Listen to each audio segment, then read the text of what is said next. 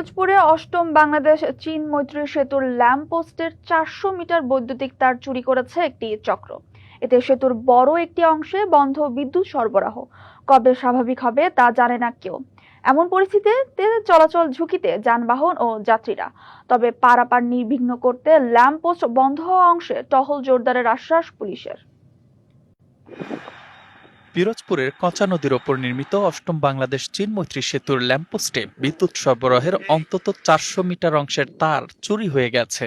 1 2 3 4 এই 5 এর ফলে সেতুর কাউখালী প্রান্তের প্রায় 1 কিলোমিটার জুড়ে নিভে গেছে বাতি, সৃষ্টি হয়েছে মারাত্মক নিরাপত্তা ঝুঁকি। জয়েন্ট থেকে তার কাইটা দুই খুঁটির মাঝখানে যে যতটুকু ডিস্টেন্স আছে সেই ডিস্টেন্সের তারটা ওরা টান দিয়া বের করে নিয়ে গেছে। এখানে তেমন কোনো লোকজন যখন না থাকে তখন দুষ্কৃতিকারীরা আইসা এই রকমের অপকর্ম করে।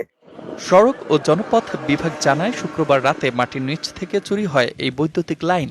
এই সংযোগ ব্যবস্থা তাৎক্ষণিকভাবে সচল করাও সম্ভব নয় বলে জানিয়েছেন এই কর্মকর্তা।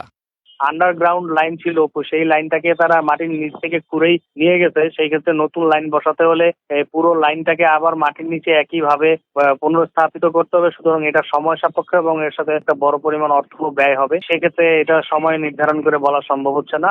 সানবিট সব দিবে সামাল।